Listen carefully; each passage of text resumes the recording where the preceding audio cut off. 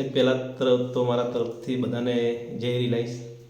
મંદિરની સ્થાપના 24/4/2007 મેં કરી હતી અને તે દિવસ પણ બધી પૂરી વ્યવસ્થિત રીતે મંદિરની સ્થાપના કરી હતી અને આજે મંદિરને 15-17 વર્ષ થયા છે. ગઈકાલે એમનો 28/12/2023ના દિવસે એમનો જયંતિની પણ ઉજવણી કરી છે અને સવાર સાંજ જે રીતે લોકો ભગવાનની પૂજા કરે છે એવી રીતે હું એમને સવાર સાંજ પૂજા અર્ચના પણ કરું છું અને એક બહુ મોટું ભવ્ય મંદિર બનાવવાની મારી ઈચ્છા છે અને એની પણ હું એક તૈયારી કરી રહ્યો છું.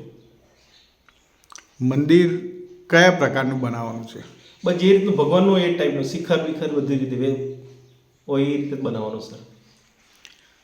મંદિર કરવાથી ધીરુભાઈ અંબાણીનું ફેમિલી કે રિલાયન્સનો કોઈ લાભ મળ્યો? ના સર, એમનો તો મને કોઈ લાભ નથી મળ્યો, પણ જે ધીરુભાઈના ચાહક વર્ગ છે એના તરફથી મને મળ્યો છે સર આર્થિક સહાય. આ મંદિર કર્યા પછી તમને કેટલો ફાયદો છે? સર ઘણો. શૂન્યમાંથી લોકો સર્જન કરે છે એવી રીતના શૂન્યમાંથી સર્જન થોડું કર્યું છે એટલો મને ફાયદો છે સર. આવનારા દિવસોમાં બીજી શું ઈચ્છા છે? બસ સર, એક બહુ મોટું ભવ્ય મંદિર બને, સવાર સાંજે એમની પૂજા થાય એવી મારી ઈચ્છા છે સર. અને ગામમાં જે ગરીબ માણસો છે એમનું ભોજન અહીંથી સવાર સાંજ થઈ શકે એવી મારી ઈચ્છા છે સર. ભોજનની વ્યવસ્થા મતલબ. અને આની પ્રેરણા ક્યાંથી મળી? પ્રેરણા તો સાહેબ હું ભણતો તો ત્યારથી હું એમના લેખો વાંચતો હતો, પુસ્તકો વાંચતો હતો. પછી મારા મિત્ર ફ્રેન્ડ સર્કલમાંથી મેં એમના વિશે જાણ્યું અને જાણતા જાણતા એમને મને પ્રેરણા મળી છે કે એમને આવું કાર્ય કર્યું છે અને કઈ રીતે મોટા થયા છે એવી રીતનું બધું સર. તમે ઇન્સ્પાયર કેવી રીતે થયા ધીરુભાઈ અંબાણીથી?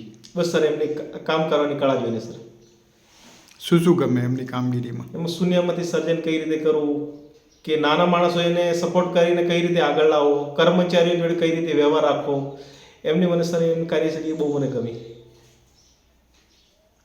ને અંબાણી પરિવાર સાથે તમારે કોઈ નાતો ખરો? નહીં સર, હાલમાં તો કોઈ નાતો નથી. તમને બોલાવે તો જશો? હા સર, બોલાવીશ તો જઈશું. શું નામ છે આપનું? મારું નામ પ્રવીણ ગઢવી સર.